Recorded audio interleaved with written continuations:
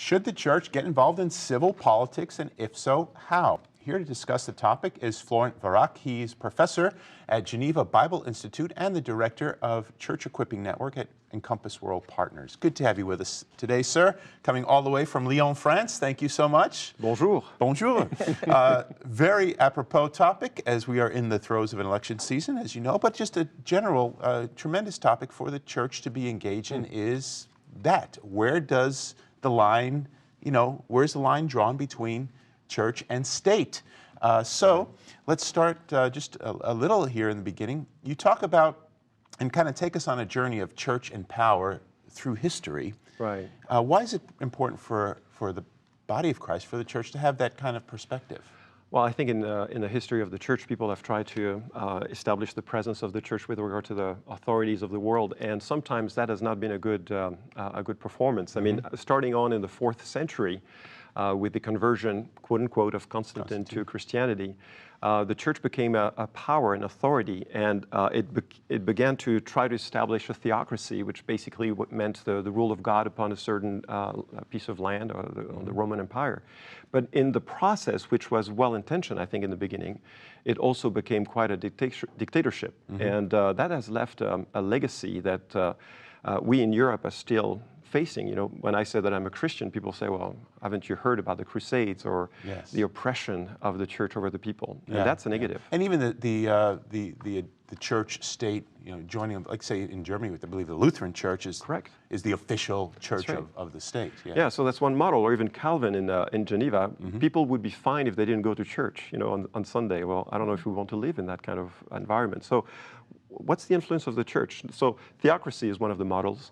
At times the church has decided to withdraw totally from the world and create monastic movements and live the perfect Christian life somewhere else. But of course, you can't get a perfect Christian life because the problem is inside, in the heart. It's not just the environment. So that's another model. So what's your response when people say to you, what about the Crusaders? I've had to have that discussion many times, that Christianity is a very hostile faith. What do you say to that? Right, it's a fair question. I think we need to address that. And I think we have to understand there were several mistakes about the Crusades. First of all, is to think that the church had a say in the military involvement of the powers of the day. And second, that it was in total disagreement with the foundation of Christianity. I mean, it's hard to read the Beatitudes and think that the Christians should have a very aggressive message when we are told to love our enemies, when we are told to turn the other cheek. I mean, I understand there may be a different interpretation of that passage, but Jesus Christ never requested, demonstrated violence. Even when Peter wanted to defend him and took his sword out, he rebuked him. So I think the Christians have the Christians of the days of the Crusade should have read the scriptures and realized this was a dead end. Now, if a political king, if a king, an emperor decides to wage a war, that's his decision. But to have the church stand in agreement, in favor, and come alongside is, in my opinion, a problem. In our opinion, a problem. Yeah. Well, to me, that leads to the $10 million question. Should Christians be vocal beyond voting?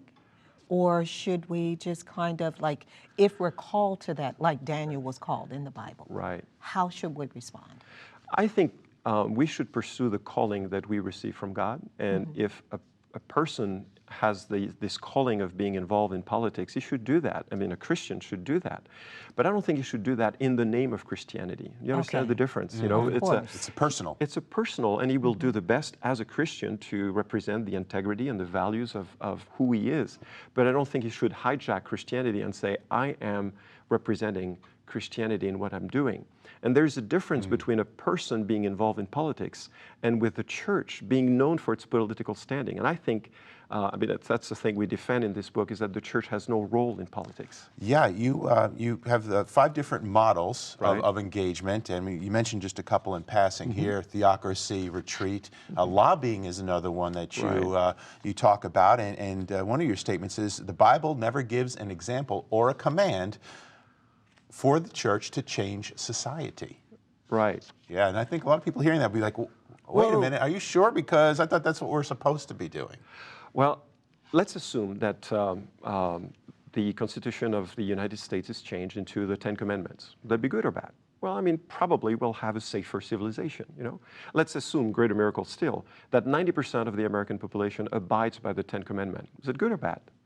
Well, it's good for society in some ways, but at the end of the day, if I may be so blunt, everybody goes to hell, right? Moral people Right. are not Morality. saved on account of their morality. Correct. You know, there needs to be a change of heart. Yes. So if the church lobbies for Christian values, I don't think it understands what the gospel is about. The gospel is about redemption, taking sinners out of their sins and taking them to a changed lifestyle, but a heart-to-heart connection with God. And that's the priority of the church.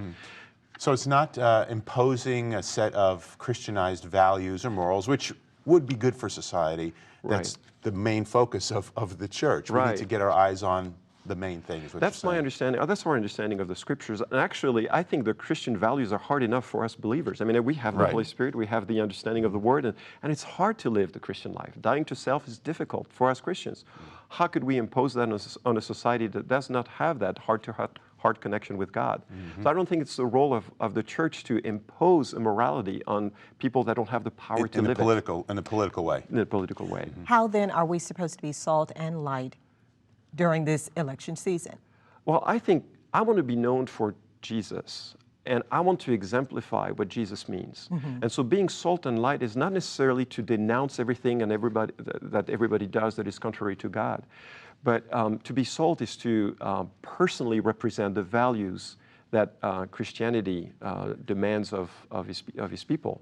So I think to be salt and light means to be sharing the redemption that is in Christ and reflecting that in my life as best as I can, which means asking forgiveness sometimes when I'm failing at what I'm supposed to be doing, and try to be authentic with the people that I live with. I think it's a much more powerful salt than to say, well, this is wrong, this is wrong, this is what we should be doing as society. That doesn't lead anywhere. But leading someone to a connection with God who then is transformed, that's pretty powerful. I mean, transformation is powerful. I don't come from a Christian home, and to see Christ transform one's life is just amazing. That's salt. Yeah, you were born and raised in a New Age home. Correct. It's another story that maybe we'll get to. But in the Gospel and the Citizen, you really dig into 1 Peter chapter 2, and you bring out the nuances there of how we should live and interact in this world in which we are. And the concept of the idea of being a sojourner, having that mindset of a sojourner, I think speaks a lot to, again, the relationship between church and state, as well as individual believers and followers of Christ, how we engage in the realm of the political sphere. Right, and I don't want to push the metaphor too far, but imagine that I, as a French citizen, come to tell you how to vote. How would you feel? It's like, you know, go back to France, you know, eat your snails and frog legs. Cheese, good cheese, you know. I mean, don't tell us about how to vote. You'd feel offended in some ways by my arrogance. Or if you were to bring your French customs and culture and kind of try to say, well, this is how we do it back home. Well, you're not back home. That's right. And so I think we should have a certain distance with this world. We're just passing by. If we have really understood what the gospel is about, we've been transferred from a kingdom of darkness into a kingdom of light, which is yet to come. I mean, some aspects of it is visible, but most of it is really to come.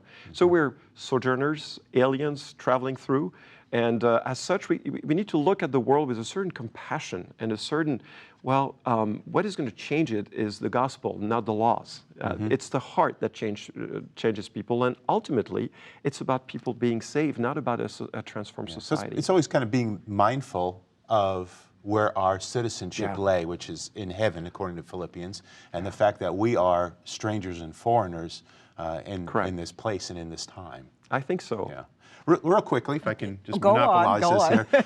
We've just got a minute left, Florent. And for individuals in this nation, we're going to invite you to give us your opinion here on the show, even though you're from France, that are struggling with, candidates that just don't line up to the ideal of the value that we would want to see in a political leader in our nation. How would we wisely go about making that decision?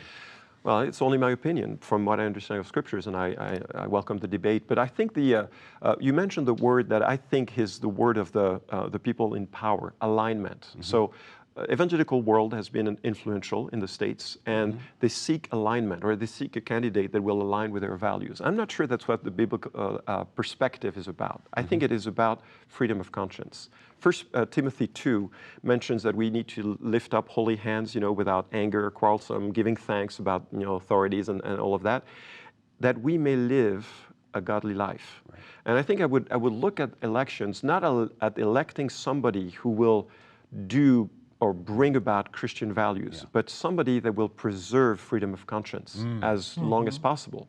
Because that is what allows the gospel to take root in society and ultimately to change society. Wow. It's bottom up instead of top down. Very good. Man, that was excellent. Thank you so much for joining us. Florent Varak, our guest today, The Gospel and the Citizen. Look at that. It's not that thick. I've read it over the weekend. It's wonderful. To connect with Florent, go to epevc.org or go to harvest-tv.com, and you can make that connection easy through our website. Pick up a copy for yourself if you like. Coming up later, your prayer requests, but up next, Brian Bush with the latest news that's breaking in Israel and the Middle East. We'll be right back.